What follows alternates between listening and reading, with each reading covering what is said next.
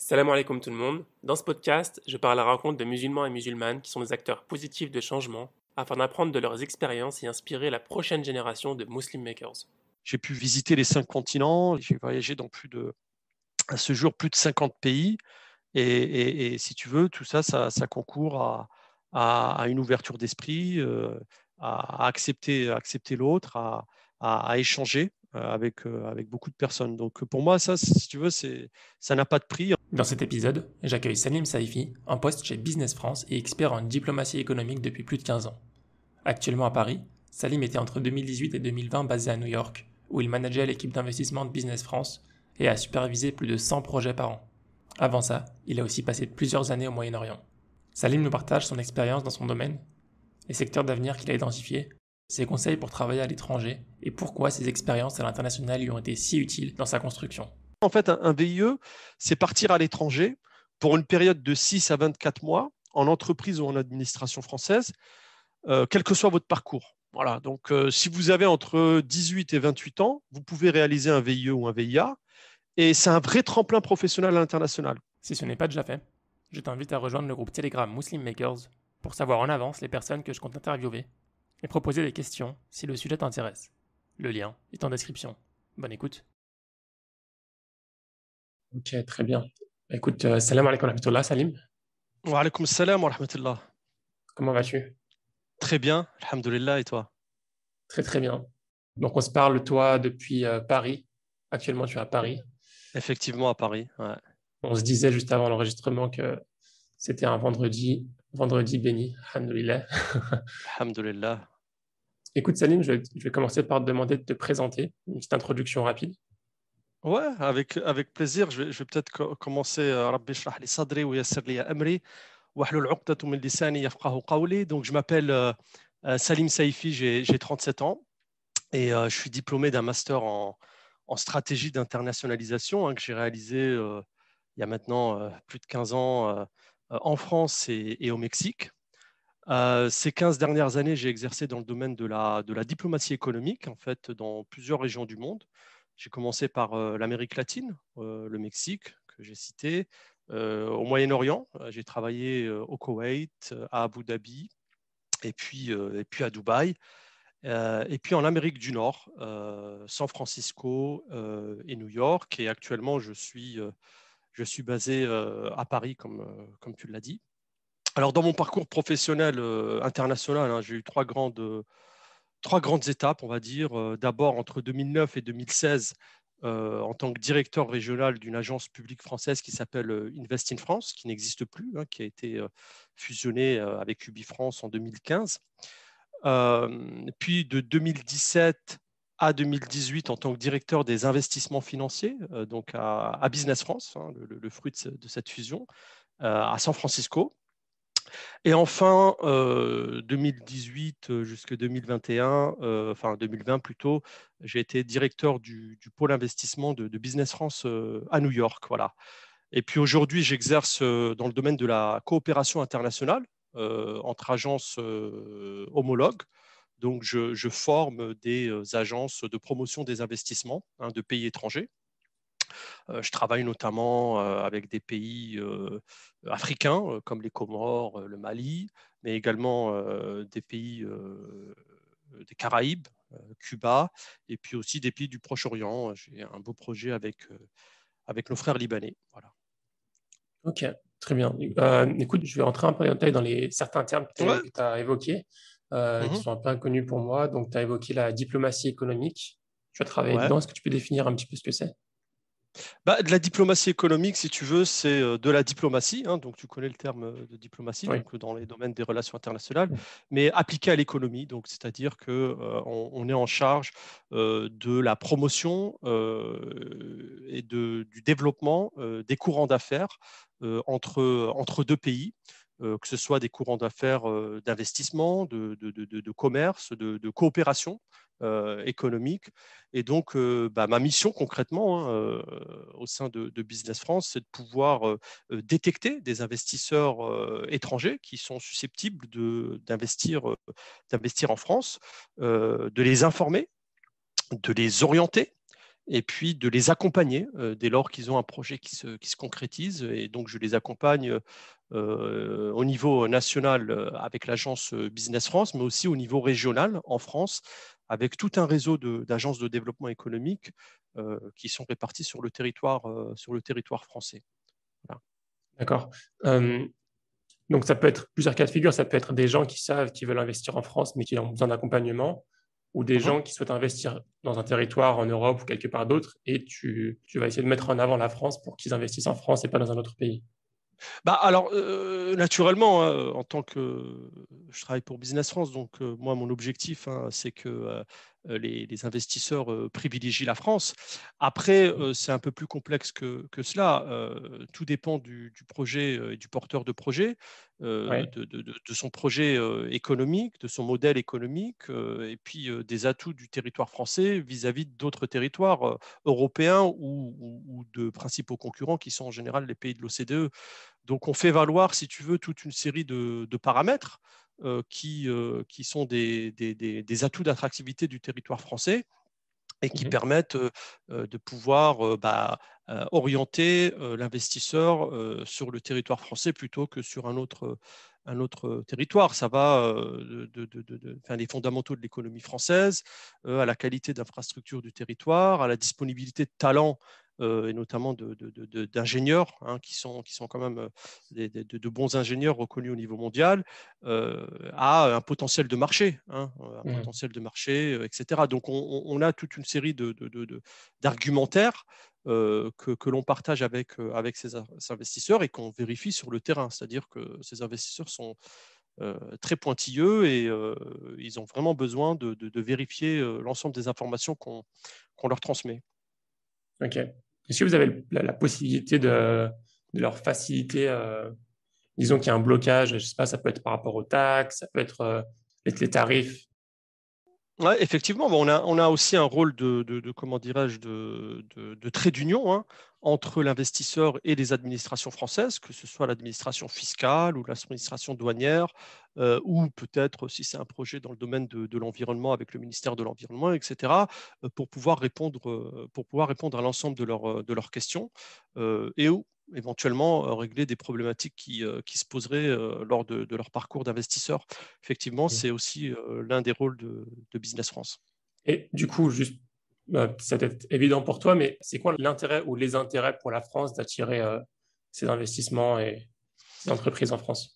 Bah, en fait, là, tu évoques une question qui est hyper importante, qui est celle d'une question d'interdépendance entre des économies vertes sur le monde. Comme tu le sais, la France, Mhm. c'est une économie ouverte sur le monde. Je vais te donner trois chiffres, simplement, qui vont te permettre un petit peu de voir l'importance des investissements étrangers pour l'économie française. Mhm. Le premier, c'est 2 millions. 2 millions, c'est le nombre de personnes en France qui sont employées par des entreprises étrangères. Donc, quand je parle d'entreprises étrangères, je parle de grands noms que l'on connaît tous, comme Coca-Cola, Ikea, FedEx ou Amazon, mais également de noms plus récents, des entreprises, des startups plus jeunes, comme N26 ou Deliveroo. Donc, l'ensemble, toutes ces entreprises-là emploient en France 2 millions. C'est un chiffre qui est quand même considérable. 71%, c'est le deuxième chiffre, c'est le nombre d'investissements étrangers qui ont été sur des territoires de moins de 20 000 habitants. Donc, c'est la portion d'investissements étrangers, notamment industriels, qui ont été sur des territoires de moins de 20 000 habitants. Ça montre aussi qu'en termes d'aménagement du territoire, les investisseurs étrangers contribuent fortement au développement de petites villes, puisque 20 000 Oui. habitants, c'est considéré quand même comme des petites communes. Quand tu dis 40%, 71%, juste pour ce chiffre-là, je l'avais ouais, peut-être pas très bien entendu, 71% des investissements sont faits par des étrangers dans ces non, villes-là. non, Ah, non, 71% des investissements industriels étrangers sont ok, réalisés dans des villes de d'accord, moins de 20 000 habitants. ok. Donc, simplement pour te montrer que les investisseurs étrangers contribuent également fortement si tu veux, l'aménagement du territoire français. Hmm. Et donc, Et plus que c'est dans un les grandes villes. élément, euh, Au niveau industriel, oui, effectivement, puisque Oui. les sites industriels sont généralement situés en périphérie de grandes villes. Oui. Et donc, ça montre également que pour une ville de moins de 20 000 habitants, lorsqu'elle voit arriver un investisseur étranger avec un projet industriel de 30, 40, 50 emplois, c'est une contribution importante au développement économique local et au développement territorial. Donc, ça, c'est un élément important qu'on n'a pas souvent en tête.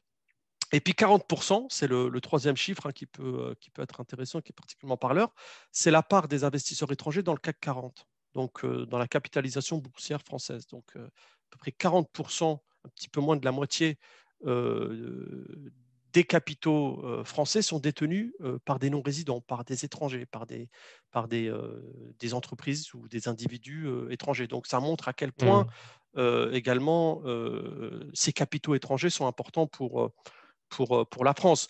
Ça Oui. montre que le poids, l'importance des IDE pour l'économie française, qui, je rappelle, est depuis 2019 la première destination en Europe pour les investisseurs étrangers. Bon, voilà, donc C'est dû à ces quoi ça? investissements à l'attractivité du pays, si tu veux, à l'ensemble des réformes qui ont été mises en place ces dernières années. Et puis à des atouts territoriaux. Quand je te parlais d'investissement industriel, il y a une logique d'atout territorial, de disponibilité de ressources humaines, de talents, de coût de l'énergie. Hein. Il faut savoir que la France, grâce à l'énergie nucléaire, a un coût de l'énergie en Europe qui est parmi les plus compétitifs. Et lorsqu'il s'agit d'investissements industriels, ce sont des éléments qui sont importants. Si on parle d'investissement dans le domaine de la logistique, on va dire, je veux dire, la densité du réseau d'infrastructures françaises est quand même aussi reconnue au niveau européen. Et c'est vrai que lorsqu'on est logisticien ou lorsqu'on est dans une activité de service, ce sont des éléments que l'on prend en compte. Et donc, tous ces investissements-là, ils apportent des capitaux, créent de l'emploi dans les régions. Ils apportent aussi une valeur ajoutée, un savoir-faire technologique. En général, ces entreprises-là, notamment les entreprises qui viennent de grands pays de l'OCDE, le Japon, les États-Unis notamment, sont des investissements à fort contenu technologique. Et donc ça, ce sont aussi des choses très appréciées pour l'économie du pays. Donc voilà, d'une manière générale, pourquoi les investissements étrangers sont importants pour l'économie française. D'accord. Donc, tu as dit 40, un gros chiffre que j'ai retenu, c'est 40% des capitaux dans les entreprises du CAC 40 sont investis par des étrangers. C'est Mhm. assez énorme. Même si Ouais. je pense, enfin, par rapport aux autres gros pays comme l'Angleterre ou les États-Unis, je ne sais pas si c'est plus ou moins par rapport à eux. La part est également importante, mais la France fait partie des pays qui ont quand même une ouverture qui est quand même assez forte à ce niveau-là. Fait partie des principaux pays qui ont on va dire, des investisseurs étrangers dans le capitaux de leur bourse. Donc, c'est un élément important. Mhm.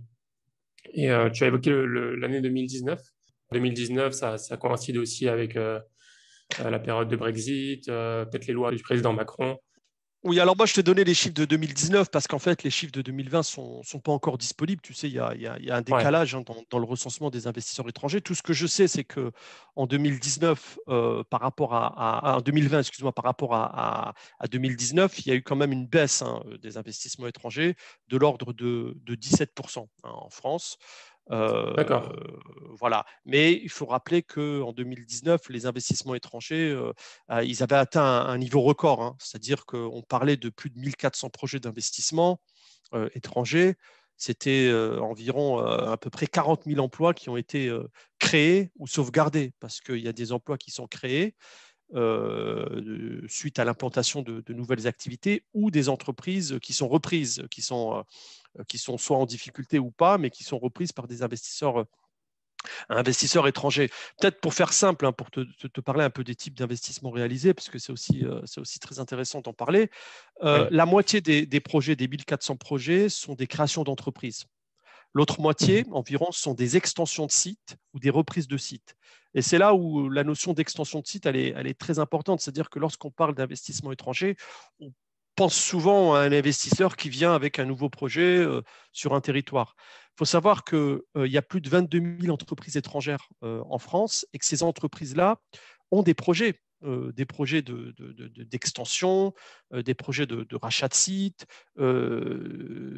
l'ajout d'une chaîne de production, etc. Et donc ça, c'est plus de la moitié des projets. C'est-à-dire qu'une entreprise bien implantée sur un territoire, qui est satisfaite de son environnement, qui a des courants d'affaires, c'est une entreprise qui est amenée à se développer, à s'étendre et à innover sur ces territoires. Donc c'est très important dans la notion d'attractivité dans laquelle je travaille tous les jours, de penser à ce qu'on appelle l'aftercare, c'est-à-dire le service après-vente de l'investisseur. Il ne suffit pas d'amener un investisseur sur un territoire, il faut pouvoir ensuite assurer un service aftercare qui lui permet de développer son activité pour qu'elle soit pérenne sur le territoire. C'est une Ouais. majorité de projets industriels. Donc ça peut surprendre, mais la France est la première destination en Europe pour les projets industriels. Des centres de décision. Donc je prends le cas de start-up qui s'implantent sur le territoire français et qui implantent un centre de décision, donc, ou avec des activités de management notamment, des commerces, des services logistiques, mais aussi, et c'est très important, des centres de recherche et de développement. La France, et là c'est aussi un élément de réponse à ta question, pourquoi les investissements ont bondi, c'est que la France a mis en place une politique d'encouragement de l'innovation via, par exemple, le crédit d'impôt recherche, qui permet à Ouais. toute entreprise, qu'elle soit française ou étrangère, de pouvoir bénéficier d'un crédit d'impôt sur ses dépenses en matière de R&D. Alors quand je parle de dépenses en matière de R&D, ça va du recrutement et des charges salariales d'un PhD qui travaille sur un sujet en particulier, au coût de location d'un laboratoire, d'achat de matériaux qui sont nécessaires pour conduire cette recherche sur le territoire. Donc, c'est-à-dire que pour 100 euros investis, l'État français rembourse 30 euros à l'investisseur. Voilà. Donc ça, Ok. c'est des choses qui sont quand même assez appréciables et qui encouragent l'investissement dans la R&D. Et puis en fait, enfin, au niveau géographique, on peut aussi se poser la question de savoir qui investit en France. Voilà. Bon, bah, ce sont principalement des entreprises européennes, ce sont nos voisins, donc les entreprises allemandes, les entreprises italiennes, les entreprises espagnols qui, naturellement, par extension territoriale, ont des ambitions de développement sur la France et donc qui implantent des sites en France, soit de production, soit de distribution, voilà, soit des commerces, Mhm. de services. Et puis 22% des États-Unis, les États-Unis sont les principaux investisseurs étrangers en France. Voilà, donc 22% des investissements étrangers en France sont réalisés par des entreprises américaines. Et puis le reste, c'est quelques entreprises asiatiques, japonaises, coréennes, chinoises aussi. Et puis Ok. des entreprises du Moyen-Orient et d'Amérique latine qui ont, en termes de projets créateurs d'emplois, une part moins importante, mais qui, en termes de flux financiers, ont des flux qui peuvent être considérables. Je parle notamment pour les fonds d'investissement du Moyen-Orient. D'accord, super.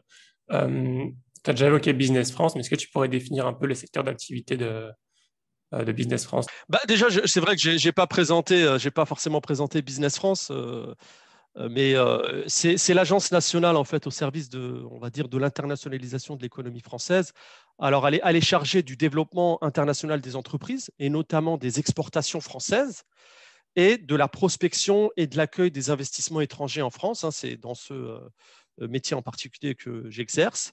Elle gère aussi, je pense que peut-être les auditeurs ont connaissance de ce programme, le VIE, le volontariat international en entreprise ou en administration. Donc, c'est Business France qui le gère. Et quelques chiffres sur l'agence. Alors, c'est 1500 collaborateurs qui sont situés en France, donc naturellement au siège à Paris, mais également en région, au plus Ok. près des entreprises, et dans 70 pays dans le monde, à travers notamment le réseau diplomatique français, avec une Ok. présence et des équipes en local. Alors peut-être pour je sais que beaucoup de personnes font souvent la confusion, parce qu'il y a souvent, on considère qu'il y a un millefeuille administratif français ou d'agence publique, ce qui n'est pas faux d'ailleurs, mais ne pas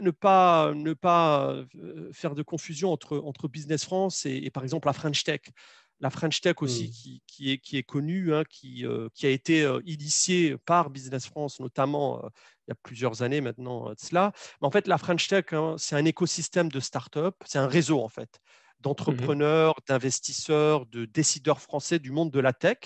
Et sa mission en tant que réseau, c'est de soutenir les startups qui veulent se lancer en France, mais aussi les startups qui veulent partir à la conquête de marchés internationaux grâce à un réseau de mentors qui sont établis dans des grandes capitales de ce monde.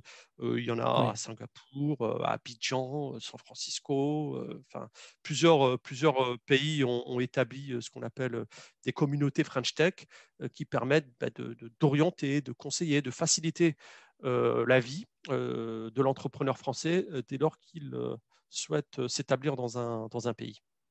Oui. D'ailleurs, c'est grâce à la French Tech, c'est dans le réseau French Tech que j'avais trouvé mon premier stage, je me souviens, au Japon. Ça m'avait pas mal aidé. Très utile. Effectivement, le rôle de la French Tech, hein, c'est que l'ensemble de ses membres, de ses acteurs, puissent faciliter et aider tout entrepreneur français ou étudiant français qui a des ambitions dans le domaine de la tech, de la technologie, à concrétiser son projet. Voilà, donc c'est vraiment un puissant réseau qui est amené à se développer. Voilà. Et Business France, par rapport à la chambre de commerce qu'on peut retrouver dans certains pays, dans tous les pays quasiment, ça a un rapport. On est partenaire. On Ok. est, on est partenaire dans une logique d'accompagnement de l'entreprise de bout en bout. Comme je t'ai dit, Business France n'est pas présent dans tous les pays. Donc, Ouais. dans les pays où le Business France n'est pas présent et où la Chambre de commerce a une présence, on travaille en collaboration, hein. C'est ce qu'on appelle la Team France.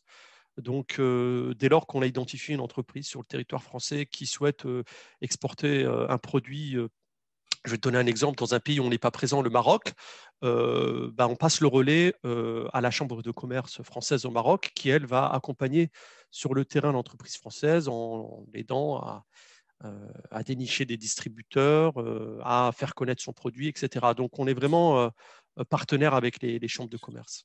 Parce que les rôles de chambre des commerces, c'est pas tout à fait le même que celui de Business France. Alors, c'est un rôle qui est complémentaire. Nous, on est vraiment sur, comme je t'ai dit, pour notamment l'export, puisque les chambres de commerce ont vraiment un rôle dans le domaine de l'export plus que dans le domaine de l'investissement étranger en France. Mais dans le domaine de l'export, les Business France va accompagner l'entreprise pour qu'elle puisse trouver des débouchés commerciaux sur des territoires. La chambre de Mhm. commerce, elle va aller au-delà. Elle peut faire ça en lien avec Business France, mais elle va aussi accompagner l'entreprise si elle souhaite s'implanter sur le territoire. Notamment, je te prends l'exemple de la Chambre de commerce française de Dubaï, qui, elle, a des programmes d'accélération pour accompagner des entreprises françaises qui souhaitent effectivement s'implanter et non pas que vendre sur le territoire, puisqu'on peut, comme tu le sais, vendre dans un territoire sans y être implanté. Mais pour les Oui. entreprises qui souhaitent s'implanter et avoir une présence locale, être intégrées à un écosystème local français ou étranger, enfin, les chambres de commerce jouent un rôle qui est très important à ce niveau-là. D'accord. Ok. Écoute, Salim, je voudrais savoir un petit peu comment est-ce que tu as fait pour en arriver à ce job, à ce poste. Quelle éducation tu as fait, quel type de diplôme tu as effectué, si tu avais décidé à l'avance que tu voulais rejoindre Business France. Si tu veux, moi, j'ai, comme je t'ai dit, un master en stratégie d'internationalisation. Et pour être encore plus précis, j'avais une spécialisation dans le développement des entreprises sur les marchés, ce qu'on appelait les grands émergents à Oui. l'époque, hein. D'où t'est venue l'idée de faire ça? J'ai toujours été, si tu veux, attiré par l'international.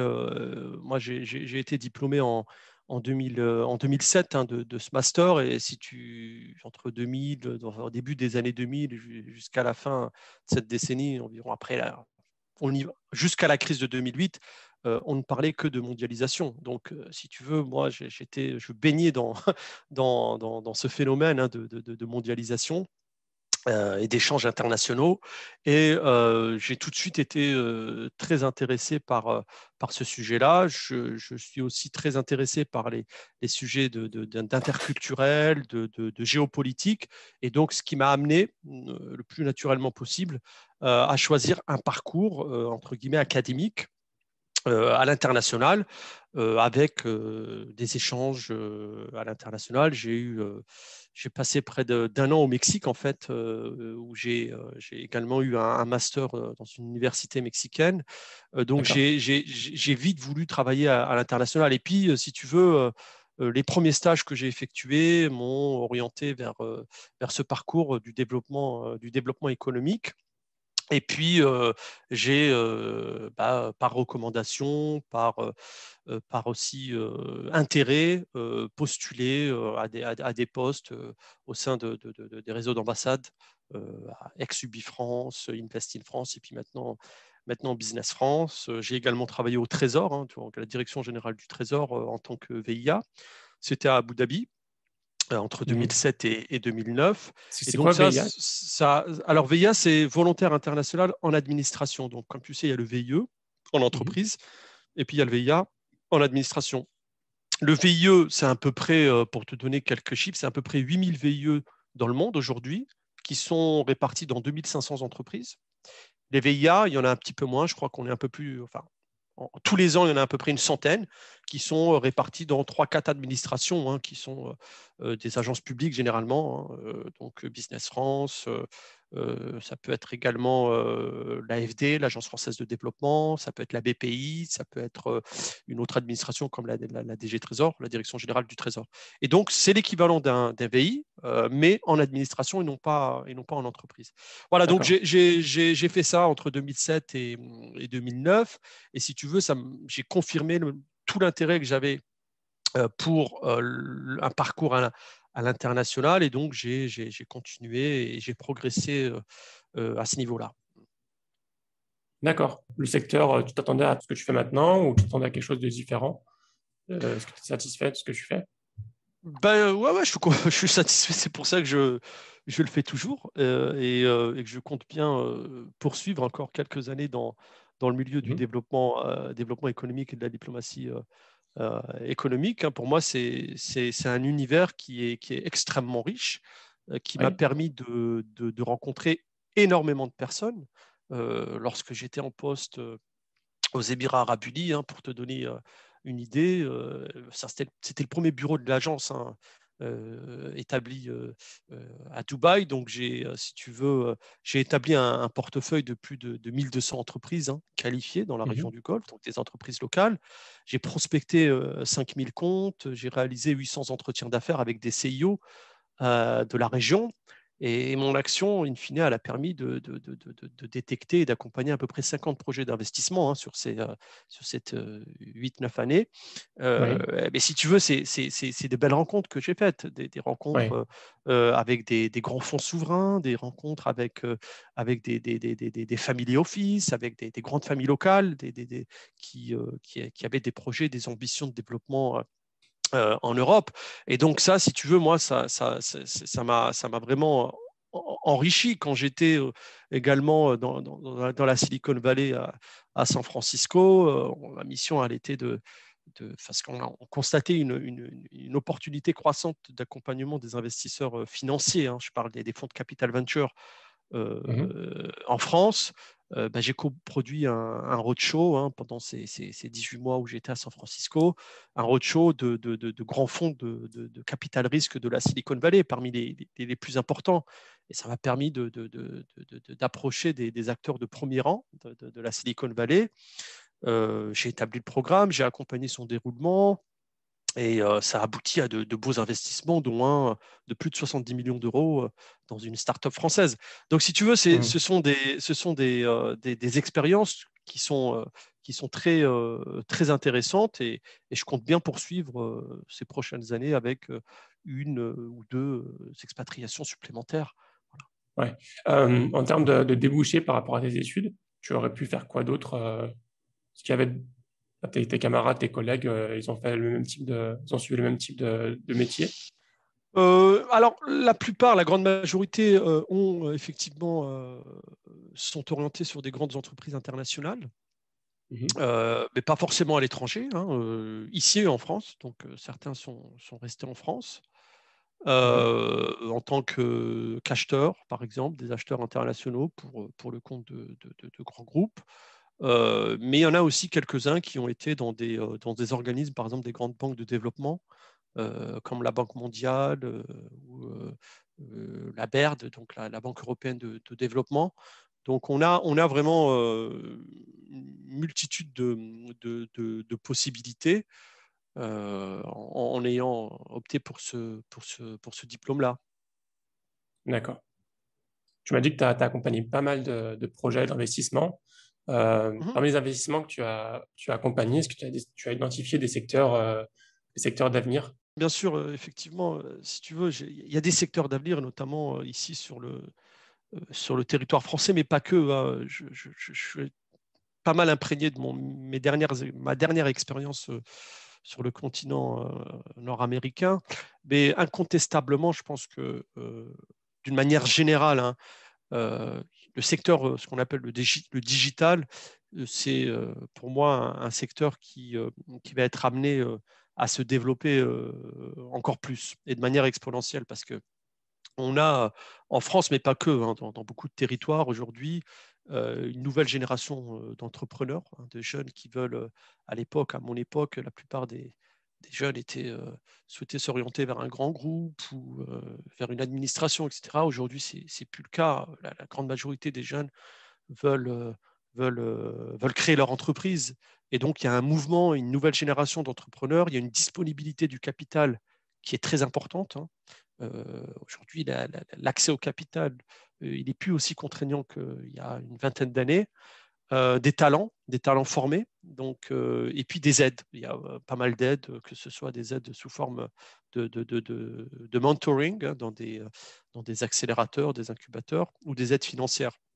Et donc, ce qui m'amène à penser que le secteur du digital donc, est un secteur d'avenir. Alors, je vais rentrer peut-être plus dans le détail, hein, je pense, pour être moins général, mais Ouais, ça, c'est si on vaste. prend par exemple, ouais, c'est vaste, mais ça veut dire aussi beaucoup de choses, en fait, le digital, hein.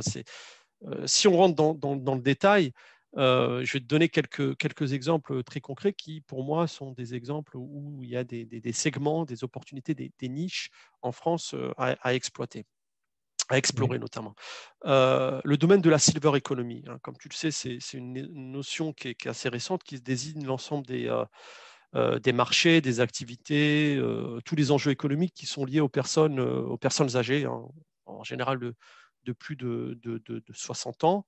Dans ce secteur en D'accord. particulier, l'ensemble des solutions qu'on peut apporter à cette population, on sait on est en plein tout ce que papy boom, hein, donc on a eu le baby boom, Mhm. maintenant c'est le papy boom, hein, 60 ans après, mais ces personnes-là ont des besoins, que ce soit des besoins au niveau de la santé, au niveau de leurs activités journalières, au niveau de leur sécurité, au niveau de leurs interactions avec leur famille, avec d'autres, qui sont amenés à se développer. Et je pense que vraiment le rôle du digital dans la silver economy, il est très, très important et il est amené à se développer de manière très forte en France, notamment compte tenu de la structure de la pyramide des âges.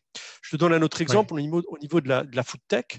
Aujourd'hui, on voit clairement euh, un, une demande, un besoin pour ce qu'on appelle les circuits courts dans la production des denrées alimentaires.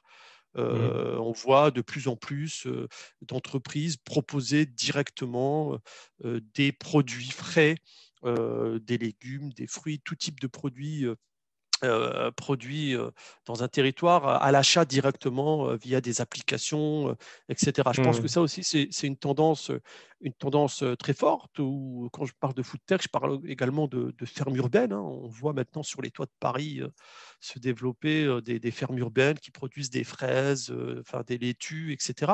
Je pense que ça va aussi effectivement bien se développer parce qu'il y a une demande très forte de consommateurs qui sont extrêmement attentifs à cet aspect-là. Et là aussi, Oui. c'est une niche pour moi qui est à exploiter. Si on prend toujours dans le domaine du digital appliqué, euh, tout ce qui est rénovation des bâtiments, éco-bâtiments, c'est en très forte croissance grâce à toutes les aides publiques qui existent pour la rénovation du bâti. Et je pense aussi, bon, c'est moins digital, mais je pense aussi que là, il y a une vraie opportunité de création d'activités qui sont liées à la rénovation des bâtiments, à l'amélioration de la qualité du bâti avec des techniques innovantes. Voilà, donc c'est quelques Oui. exemples de segments. Hein, ce pas des secteurs, c'est des segments d'activité qui sont des segments à forte croissance en France hein, sur les prochaines années. Oui. Donc ça, je pense que ça rejoint beaucoup ESG, donc critères environnementaux, sociaux et de gouvernance. Effectivement. Ouais, effectivement, parce que ce sont si tu veux, ce sont des segments qui sont soutenus par des politiques publiques, hein, donc d'investissement, et qui sont aussi en phase avec l'ASJ, ouais, exactement. Hmm. Tu as aussi évoqué les VIE. Est-ce que tu as des conseils pour... parce qu'il y a beaucoup de monde qui veulent avoir des expériences à l'étranger, et notamment, bon, les VIE, c'est un bon levier pour partir à l'étranger. Est-ce que tu as des conseils pour ceux qui souhaitent passer par un Bah, le VIE? premier conseil, non, mais moi je ne peux que les encourager à le faire, puisque je l'ai fait, j'ai beaucoup d'amis qui l'ont fait, et Hmm. Déjà, il faut le c'est faire, une expérience, si on voilà, peut. il faut le faire, donc faites-le. Non, mais vraiment, Ouais. faites-le, et je crois qu'il ne faut pas se poser la question de savoir ce que je fais un VIE ou pas, c'est faites-le. La question, c'est de savoir comment le faire. Donc Ou bien même peut-être. sans VIE, même s'il n'y a pas de VIE, il faut le faire aussi. Ouais, mais si tu veux, je trouve que le programme du VIE, je vais l'expliquer un peu parce que peut-être que Ouais. nos auditeurs ne le connaissent pas. En fait, un VIE, c'est partir à l'étranger pour une période de 6 à 24 mois en entreprise ou en administration française, quel que soit votre parcours. Voilà, donc si vous avez entre 18 et 28 ans, vous pouvez réaliser un VIE ou un VIA, et c'est un vrai tremplin professionnel à l'international. Pourquoi? Parce que ça vous permet pendant une période assez courte finalement de vérifier votre appétence pour un marché ou pour un territoire ou pour une expérience à l'étranger. Euh, alors, comment le réaliser un VIE? Il y a une voie qui est traditionnelle, hein, et je pense il faut aussi l'explorer. C'est de postuler en ligne. Il y a un site dédié pour cela qui s'appelle monvie.businessfrance.fr. C'est l'ancien CV Web, où là, vous avez toutes les annonces des 2500 entreprises françaises qui recrutent des VI. Et donc, vous postulez en fonction de votre diplôme, de vos expériences, etc. Mais il y a aussi une autre voie qui est en fait votre propre voie et que je vous invite vraiment à développer et à travailler, c'est de vous créer vous-même vos propres opportunités.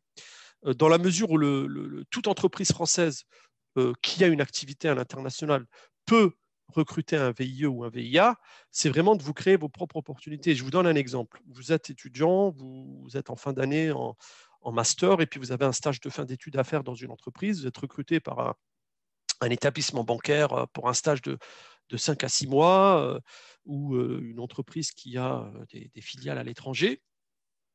Vous pouvez tout à fait pitcher votre profil et inciter le service des ressources humaines de votre entreprise à vous recruter en tant que VI dans l'une de leurs filiales à l'étranger.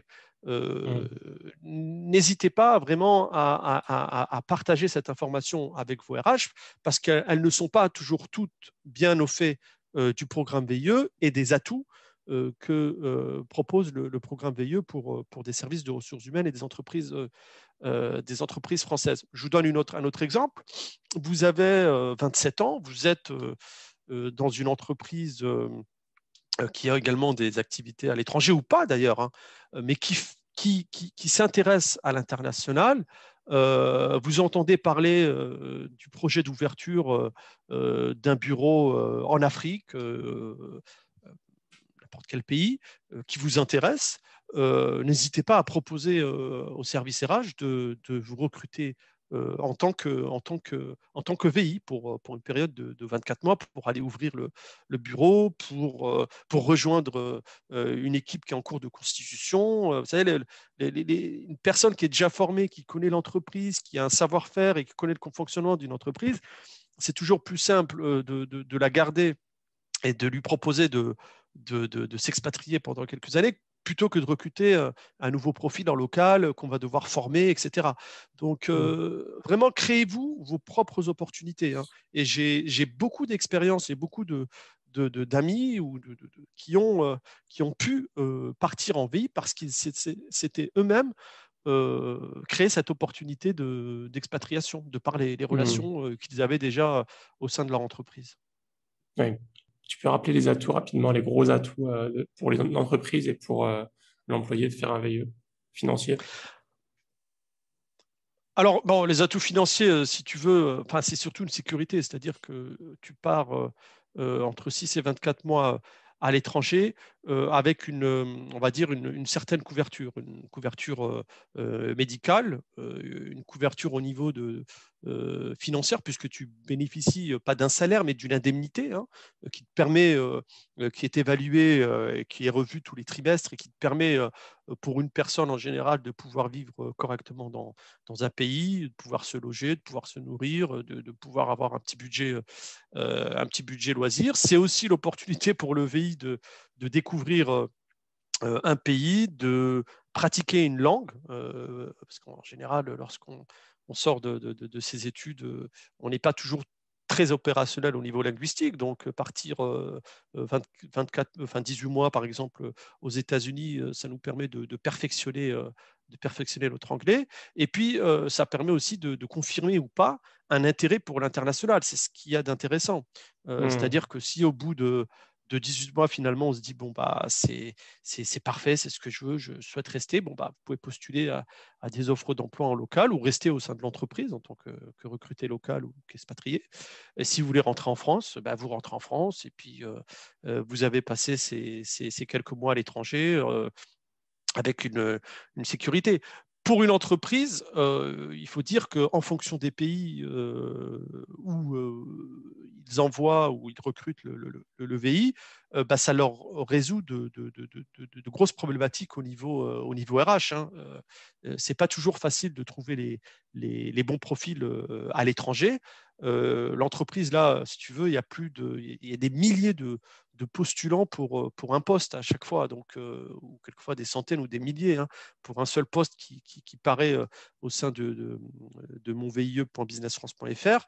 Et donc, ça donne à l'entreprise une vraie possibilité de recruter des profils qui ont un parcours académique et un niveau d'éducation assez intéressant, qui sont jeunes, dynamiques et qui, en matière de coûts, est quand même assez, on va dire, assez attractif et assez avantageux pour l'entreprise.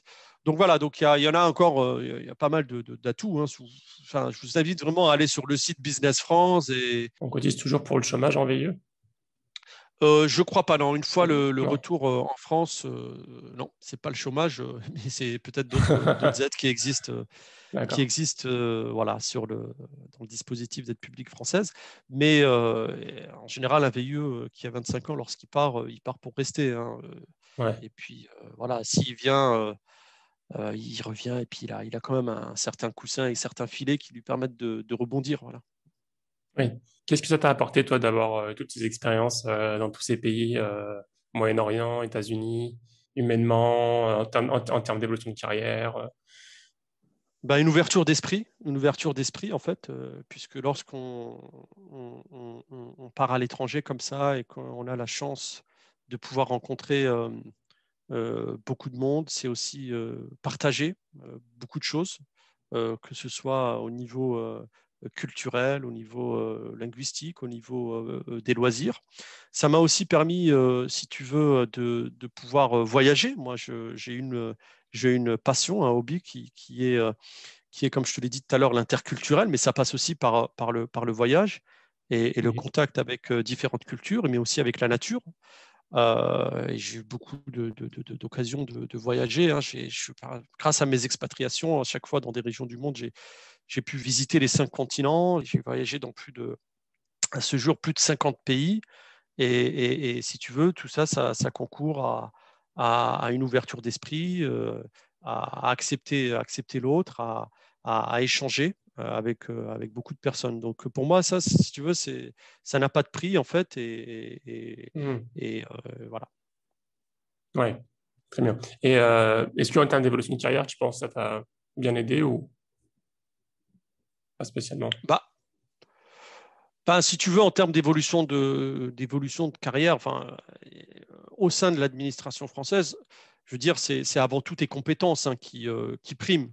Donc, Mhm. mais effectivement, l'ouverture vers l'international, ça t'aide parce que ça te permet d'avoir déjà de bonnes capacités de communication, hein, interculturelle. Et quand tu es dans un réseau diplomatique, oui, il faut avoir cette diplomatie et cette capacité de communication. Il faut aussi avoir un bon esprit d'analyse et de synthèse. Voilà, donc des qualités de leadership. Pouvoir savoir travailler en équipe. Et quand je dis travailler en équipe, c'est travailler dans une équipe interculturelle, intergénérationnelle. Et puis aussi, Mhm. mes compétences linguistiques, elles m'ont beaucoup aidé, hein. Je parle 4 langues Oui. et je crois que c'est utile dans le milieu international. Et puis après, dans une agence publique, comme celle de Business France ou dans le réseau diplomatique français, on me dit souvent que je suis quelqu'un de sérieux. Et je crois que ça m'a aussi permis de construire, on va dire, un bon capital confiance avec ma hiérarchie. Il faut Oui. savoir que ma hiérarchie, c'est beaucoup de hauts fonctionnaires, hein, français. Donc, ça te permet d'évoluer en confiance, ça te permet de saisir des opportunités et de montrer qu'on est capable d'assurer l'ensemble des fonctions qui nous sont allouées de manière sérieuse et en confiance. Donc voilà, donc, c'est toute une série d'aspects qui ont fait que j'ai pu, pendant ces quelques années, travailler dans le réseau et probablement plus tard y retourner pour d'autres expériences. Oui. Une question de mon auditeur. Est-ce Ouais, que Business France met à disposition du grand public leurs analyses de marché par pays? ouais, tout à fait, tout à fait. Donc, il y a des analyses, des panoramas pays, des panoramas sectoriels qui sont disponibles sur le site de Business France. Alors, on a plusieurs catégories de produits et d'offres éditoriales. Certains sont en accès libre, d'autres sont en accès payant, mais vraiment à des coûts qui sont assez attractifs par rapport à ce que pourraient faire des grands cabinets conseils ou d'autres entreprises spécialisées.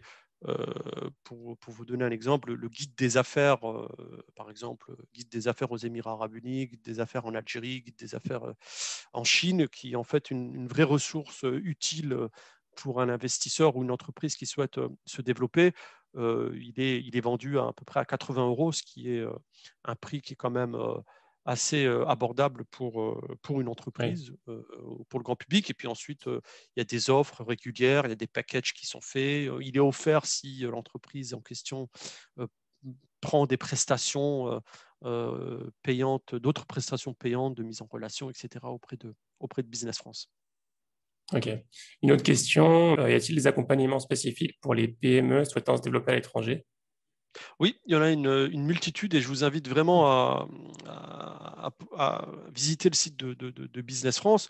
Je vais vous Mhm. donner notamment en ce moment, parce que si vous voulez, comme vous le savez probablement, il y a un grand plan de relance qui a été adopté par le Parlement français, dont un plan de relance pour l'export.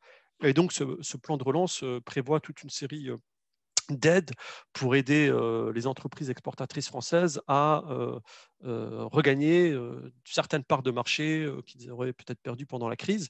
On parle du chèque relance export, hein, ce qui est en fait un chèque d'environ 5 000 euros qui permet à une entreprise française de bénéficier de prestations qui sont proposées soit par Business France ou par d'autres partenaires qui sont référencés. Alors une prestation, c'est par exemple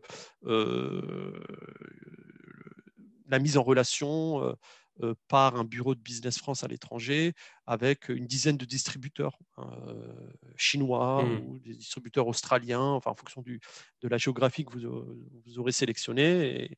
Et donc, vous êtes en mesure de pouvoir organiser des B2B pour présenter vos projets de manière virtuelle, notamment, puisque aujourd'hui, les déplacements sont assez restreints. Ça, c'est un exemple d'aide dans le cadre du plan de relance export. Mais il y a aussi, et ça a toujours existé, pour les entreprises qui ont déjà un certain niveau d'exportation, qui souhaitent être présents dans des grands pavillons internationaux, dans des grands salons internationaux. Vous pouvez aussi participer au pavillon français, hein, qui est en général géré par Business France, avec des prix assez attractifs du mètre carré, hein, en général une subvention publique qui permet de réduire le coût du mètre carré sur ces salons pour des petites entreprises. Et c'est des beaux salons, hein. On parle par exemple du CES de Las Vegas, où on Oui. a tous les ans à peu près 300 startups françaises qui sont sous le pavillon français au CES et qui bénéficient vraiment d'atouts à la fois pour être visibles, pour leur branding, mais également des atouts financiers puisque c'est subventionné par le gouvernement. Ouais, il me semble que récemment, c'était peut-être l'année dernière ou l'année avant, c'était les plus présents, enfin, parmi les plus Ouais, présents au CES. depuis les 2 dernières années, effectivement. Ouais. Hmm. Peux-tu partager un ou plusieurs challenges, un gros challenge dans ta carrière et comment la spiritualité et l'islam t'a accompagné? Oh, les challenges, j'en ai beaucoup, hein, mais peut-être te parler d'un challenge récent qui était, on va dire, entre guillemets, ma première expérience de management d'équipe, donc d'une équipe de 7 personnes à New York. J'ai été sélectionné hein, pour prendre la direction du bureau de New York en 2018. Et j'avais un enjeu, on va dire, et un challenge en matière de management, puisque l'équipe en question, c'était une équipe avec de forts enjeux intergénérationnels. On avait des profils juniors qui avaient 24-25 ans, et puis des profils seniors qui avaient 55-56 ans.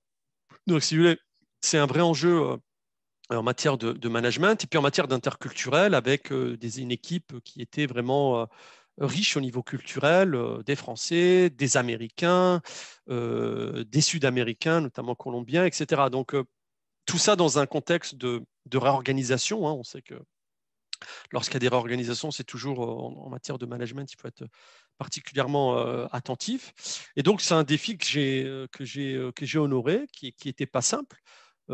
J'ai contribué à la formation d'une nouvelle équipe. J'ai renforcé leur connaissance et leur savoir-faire, puisque j'ai quand même une expertise dans le domaine de l'attractivité et de l'accompagnement des investisseurs que j'ai pu mettre à leur profit, établi un plan d'action, suivi sa réalisation. J'ai coaché, j'ai formé l'équipe. Et puis, on a atteint au bout de 2 ans un résultat qui est en hausse de plus de 25% par rapport à l'année précédente. Et tout ça, en fait, ces enjeux, on les relève. Et c'est vrai que l'islam, pour nous, nous accompagne au quotidien, hein. Dans ce cas de figure précis, si tu veux, la religion musulmane, elle propose un système de valeurs éthiques qui s'applique tant aux activités quotidiennes et au monde des affaires. Donc, je Mhm, pense que la religion m'a aidé, en fait, si tu veux, à être bon, à être juste dans mes choix managériaux mhm, vis-à-vis des personnes qui étaient mes collègues. Et c'est vrai que j'ai toujours cet aspect en tête, c'est comment bien faire les choses, comment être juste dans ses choix et être bon dans la manière de faire les choses. Et c'est vrai que l'islam, à ce niveau-là, m'enrichit régulièrement. Ok. Parce que c'est facile d'être injuste en entreprise. Je ne peux pas porter un jugement, mais Oui. on peut être amené lorsqu'on est manager Mhm. et dans du management à prendre des décisions qui peuvent paraître injustes pour certaines personnes. Je dis bien paraître injuste pour certaines personnes, et c'est tout le rôle du manager de pouvoir expliquer ses choix, de pouvoir inclure tous les membres de l'équipe et insuffler une dynamique d'équipe où chacun se sent bien Mhm. dans son travail. C'est extrêmement important d'être attentif à ça. Et je crois que, encore une fois, je crois que notre religion, nous, alhamdoulilah, elle nous demande d'être bon, d'être attentif aux autres, d'avoir de l'empathie, de savoir comprendre. En fait, c'est un système de valeurs qui nous permet au quotidien d'être extrêmement attentif sur ces aspects-là. Ouais. On arrive bientôt à la fin de l'interview, Salim. Je vais finir par quelques petites questions. Ouais, je t'en prie. Comment est-ce que tu progresses? C'est une très bonne question. À vrai dire, pour moi, si tu veux, et c'est un élément qui est extrêmement important, pour moi, l'amélioration continue, c'est pas un choix, si tu veux, c'est une nécessité, hein. Et depuis que je suis tout jeune, c'est pour moi une source de motivation quotidienne. C'est-à-dire que si j'ai pas des challenges qui visent à améliorer mon quotidien, mes conditions de travail, mes conditions de vie, etc., si tu veux, il n'y a pas de sens. Donc, pour moi, c'est une source de motivation quotidienne et c'est une nécessité. Et comme dirait Confucius, celui qui ne progresse pas chaque jour recule chaque jour. Donc, c'est extrêmement important. Tout d'abord, en fait, il y a vraiment une notion importante qui est celle de la confiance en soi. Il faut croire en soi pour pouvoir progresser. C'est extrêmement important. Pour ma part, on va dire, je me focalise sur des projets précis et simples. Et j'établis un plan d'action avec des démarches quotidiennes que j'évalue régulièrement pour voir si je m'approche ou pas de mon objectif. Et je ne fais pas ça seul, en fait. Je suis accompagné par toute une série de livres et une littérature. Et lorsque j'étais aux États-Unis, ça a été une explosion à ce niveau-là parce que je lis énormément de livres de développement personnel, hein. Je suis aussi un mordu de développement personnel. Et il y en a plusieurs qui abordent plutôt bien ce sujet de comment savoir se dépasser, comment se développer. Je cite par exemple, c'est un livre qui est vraiment connu, c'est un best-seller, mais Pouvoir illimité d'Anthony Robbins, hein, que vous connaissez probablement. C'est Ouais. vraiment Ouais. un livre de référence à ce niveau-là, mais il y en a beaucoup d'autres. Et c'est vrai que ces livres-là, pour moi, tout le monde devrait le lire, en fait. Ça permet vraiment de débloquer beaucoup de goulot qu'on peut avoir en matière de développement et de progression. Ouais. Tu as dit que tu avais sortes de projets à moyen terme et que tu regardais au fur et à mesure si tu les atteignais. Tu fais ça comment? Tu as un carnet, tu notes Je me ça. fixe ouais, Ouais. je prends un carnet, je me fixe des objectifs. Je me fixe D'accord. des objectifs qui sont des objectifs, encore une fois, comme on dit, des objectifs SMART, hein, qui sont des objectifs atteignables, qui sont mesurables, hein, Mhm. qui sont ajustables, hein, parce que on peut toujours avoir de grandes ambitions, mais il faut quand même savoir être réaliste. Et puis, je Ouais. vois au fur et à mesure comment j'évolue. Si j'évolue pas, je change mon orientation.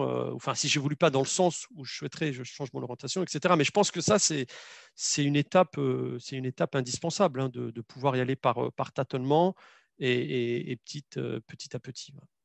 D'accord. Donc ça, c'est chaque année, chaque 6 mois, chaque 2 ans. Tu as une période précise ou C'est c'est pas, comme ça vient? non, c'est vraiment en fonction des projets. C'est vraiment en fonction des projets. Je peux avoir 2 à 3 projets en même temps. Donc, j'en ai plusieurs. Donc, du coup, j'ai pas. C'est vraiment et qui peuvent prendre plus ou moins plus de temps, quoi. Et quelquefois Quand tu dis un peu projet, plus de temps. c'est projet pro, c'est de développement de toi-même, genre de développement, d'apprendre des compétences, ça peut être n'importe quoi. Ouais, c'est des projets pro, c'est des projets perso, des projets familiaux, voilà, enfin, beaucoup de Ouais. projets. Voilà. Je demande ça parce que moi aussi, j'essaye de mettre en place ce genre d'habitude. Et Ouais, je trouve que c'est hyper important, en fait, d'avoir une direction. Même si ça change au fur et à mesure, on n'est pas devin, enfin, on sait pas vraiment, parfois on n'est pas sûr de vouloir faire atteindre nos objectifs, mais au moins d'avoir une direction, de pouvoir évoluer, moi, ça m'apporte beaucoup là. J'ai commencé récemment et puis depuis 1 an, je pense. Et je vois déjà les résultats de pouvoir monitorer, de pouvoir suivre un peu, avoir des objectifs, comme tu dis, pro, familiaux, ouais. Moi, je personnels, pense que c'est etc. important. Je pense que c'est important. Ouais. Mm, mm. Et en fait, enfin, tout le monde passe par là, hein, et tout le monde a des projets. Donc, il faut aussi pouvoir tirer profit de l'expérience des uns et des autres. Et encore une fois, en termes de littérature, il y a beaucoup de livres qui reviennent sur cet aspect. Tu vois, par exemple, il y a un livre, bon, alors, qui est un peu particulier, mais qui est aussi un livre de littérature américaine de Napoleon Hills, qui est Réfléchissez et devenez riche. Et ça, en fait, si tu veux, ça pose des principes. Il y a 13 principes qui sont universels et qui sont issus de tout un travail qui a été mené par Napoléon Hills, un travail de recherche qui permet de déterminer certains principes auxquels il faut se tenir lorsqu'on a des projets. En l'occurrence, ce projet-là, c'est pour, entre guillemets, devenir riche, mais ce n'est pas forcément au niveau financier. Ça peut être, on peut le mettre et l'appliquer à différents niveaux. Voilà. Mais vraiment, les livres de développement personnel, pour moi, c'est vraiment des références qui sont extrêmement utiles et d'apprendre. On a aussi Ouais, d'autres livres. Je donne par exemple un objectif que j'ai toujours eu, c'est de pouvoir améliorer mes relations humaines avec les interlocuteurs qui sont les miens, sachant, mhm. si tu veux, que dans mon milieu professionnel, c'est un élément qui est très important, hein.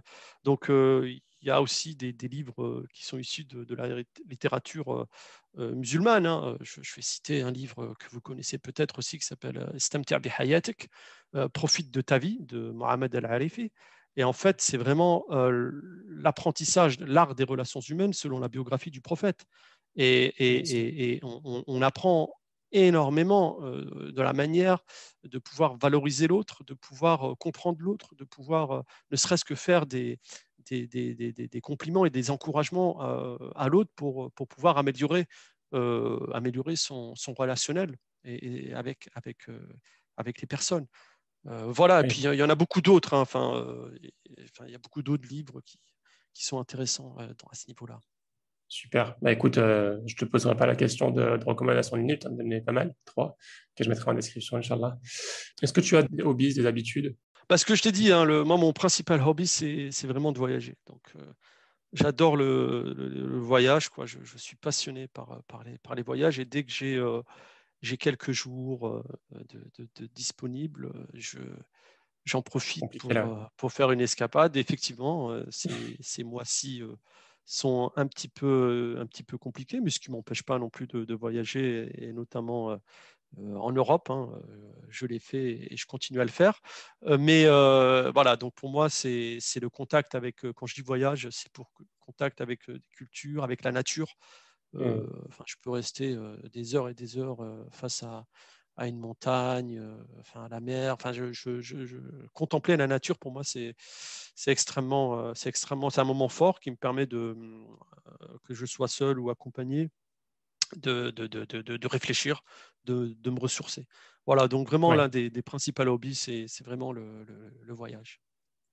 Ok, excellent. Et dernière question, si les gens souhaitent te suivre, te contacter, ils ont des questions, Bah, est-ce que avec c'est grand possible? plaisir, avec grand plaisir. Mhm. Donc moi, je suis plutôt actif, on va dire, sur le réseau LinkedIn, hein. Donc Mhm. n'hésitez pas à vous connecter. Donc Salim Saifi, en principe, vous me trouverez sur LinkedIn. Et puis je serai vraiment ravi de pouvoir échanger avec vous et partager avec vous. Ok. Écoute, Salim, je te remercie énormément pour ton temps. En prie. C'était hyper intéressant. On a parlé de plein de choses super intéressantes, Business France, travail à l'étranger, etc. J'espère que les auditeurs, ça vous a plu. Et merci à toi surtout. Merci à toi, Abdelrahman, pour ce que tu fais, pour ton initiative, pour l'ensemble du travail que tu fais, qui est un travail de qualité. Et puis, je te souhaite beaucoup de succès dans la suite. Merci beaucoup, toi aussi. À bientôt, Inch'Allah. Salam alaikum. À bientôt. Salam alaikum. Et j'espère que cet épisode t'a plu. Si c'est le cas, je t'invite à le partager à ton entourage et à faire des invocations pour que ce podcast soit source de bien pour la Ummah. Amin. À bientôt pour un nouvel épisode, Inch'Allah. Salam alaikum.